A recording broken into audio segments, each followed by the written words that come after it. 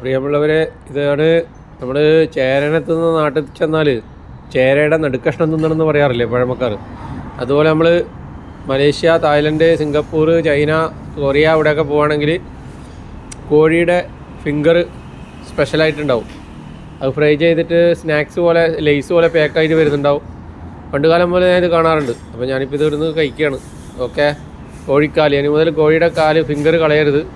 കറി വെക്കുക, ഫ്രൈ ചെയ്യുക, അടിക്കുക. നല്ലതാണ്, ആരോഗ്യത്തിന് നല്ലതാണെന്ന് പറയും കേട്ടോ. ഓക്കെ ഓക്കെ, അതിൻ്റെ ഒരു ഇത് ചെയ്തൊക്കെ ഉണ്ട് ഇവിടെ. അത് പ്രത്യേകം തന്നെ ഇതായിട്ട് കിട്ടും. ഓർഡർ ചെയ്താൽ അത് കിട്ടും പ്രത്യേകം. അതിൽ പലതരത്തിലുള്ള സാധനങ്ങളുണ്ട് ഇവിടെ. ഇത് ഒരു സ്ട്രീറ്റ് ഫുഡ് കടയാണിത്, തട്ടുകട പോലല്ല കേട്ടോ. പല തരത്തിലുള്ള ഇത്രയും വിഭവങ്ങളുണ്ട് ഇവിടെ കേട്ടോ.